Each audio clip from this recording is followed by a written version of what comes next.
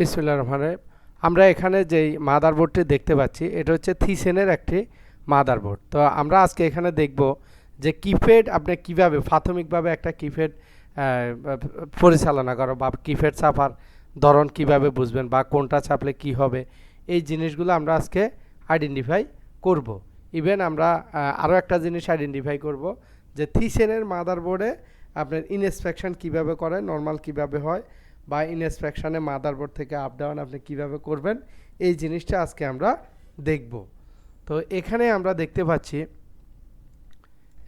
দেখতে পাচ্ছি যেটা প্রাথমিক অবস্থা, এটা হচ্ছে কিপ্যাড, যে ডিসপ্লেতে আপনি প্রোগ্রাম সেট করার জন্য, ইনেবল ডিজেবল করার জন্য যে কিপ্যাডটি ব্যবহার করবেন ওইটা হচ্ছে ওই কিপ্যাড। এখানে আমরা যেটা দেখতে পাচ্ছি এটা হচ্ছে এন্টার, এটা দিয়ে আপনি ভিতরে যেতে পারবেন বা কোনো একটা প্রোগ্রাম অ্যাক্টিভ করতে পারবেন।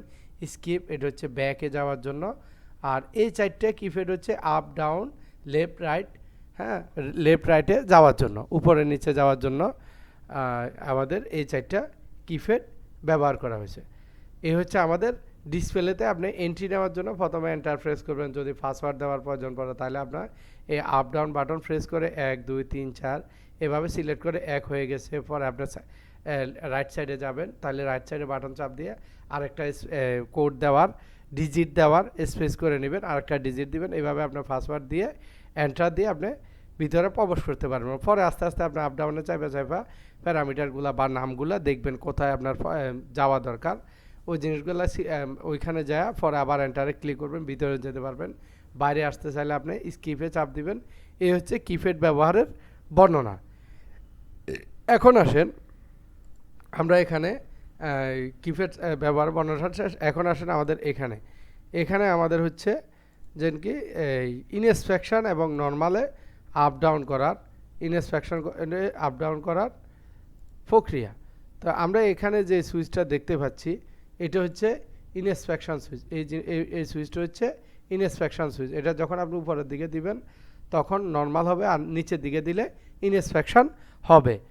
আর মাঝখানে যে দুইটা সুইচ দেখতেছেন, একটা হচ্ছে আপের, এটা আপ, এটা কমন, এটা ডাউন। আপনি যখন ইনস্পেকশন করবেন তখন আপ এবং কমন একসাথে প্রেস করতে হবে, আবার যখন ডাউনে দিবেন তখন আপ এবং ডাউন এবং কমন একসাথে প্রেস করতে হবে, তারপরে আপনার এখানে আপ ডাউন হবে।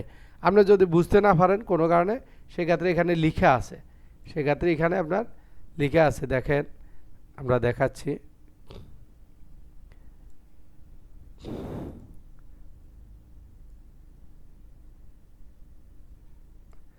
এখানে লিখে আছে দেখেন, এই সুইচটা যখন আপনি উপরের দিকে দিবেন তখন নর্মাল, যখন নিচের দিকে দিবেন এখানে ইমার্জেন্সি লেখা আছে। আপনাকে বুঝতে হবে এক এক কন্ট্রোল, এক এক কোম্পানি, এক এক মাদারবোর্ডে এক একটা সুইচ, এক একটা পোর্টকে এক এক ধরনের আইডেন্টিফাই করছে। এটা আপনাকে বুঝে কাজ করতে হবে। কোথায় ইমার্জেন্সি লেখা আছে, কোথায় ইনস্পেকশন লেখা আছে, এটা আপনাকে বুঝতে হবে যে ইমার্জেন্সি কোথায় কিভাবে লেখা থাকলে কোন ওয়ার্ডের অর্থ কী হয়, এগুলো বুঝে নিতে হবে। যদি ইনস্ট্যান্ট বুঝতে না পারেন অবশ্যই আপনার সহপাঠী থেকে বা সিনিয়র একজন থেকে হেল্প নেবেন। তো এখানে যখন আপনি সুইচটাকে নিচের দিকে প্রেস করবেন ইমার্জেন্সিতে, তখন আপনার লিফট অটোমেটিক ইনস্পেকশন মোডে চলে গেছে। এরপর আপনি যদি লিফটকে আপ ডাউন করতে চান, আপ করতে চাইলে এই যে আপের সুইচ, এটার সাথে সাথে কমনের সুইচটা প্রেস করবেন, তখন লিফট আপনার আপে আসবে।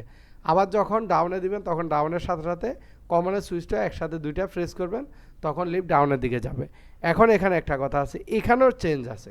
অনেক লিফটে আপনি দেখবেন কমনের কোনো বাটন নাই, সরাসরি ইনস্পেকশনের পাশে আপ এবং ডাউন দেওয়া আছে। আপনি আপে প্রেস করলে আপে যাচ্ছে, ডাউনে প্রেস করলে ডাউনে যাচ্ছে, কমনের প্রয়োজন হয়। সেক্ষেত্রে কী করছে, ভোল্টেজটা সরাসরি এখানে এনোতে দিয়ে দিচ্ছে। আপনি প্রেস করলে এনসিও ভোল্টেজ যাচ্ছে, এখানে প্রেস করলে এনও থেকে এনসিও ভোল্টেজ যাচ্ছে। আর এখানে কি করছে, এখানে তো এনও এনসিতে কানেকশান আছেই, ভোল্টেজটা সরাসরি এখানে কানেকশান ইনপুট না দিয়ে কমনের মাধ্যমে দুই দিকে ইনপুট দিছে। আপনি কমন প্রেস করলে আপনার এই সুইচগুলো ভোল্টেজ পাবে, না হলে এই সুইচগুলো ভোল্টেজ পাবে না। এই হচ্ছে আমাদের থিসেন ক্রপের লিফটের আপ ডাউন বা ইনস্পেকশানে কীভাবে মাদারবোর্ড থেকে আপ ডাউন করবেন তার সুইচিংয়ের বর্ণনা। ইভেন এর আগে আমরা ডিসপ্লে কীভাবে পরিচালনা করবেন এর বর্ণনা দেখাইলাম। ধন্যবাদ সবাইকে, ভালো থাকবেন।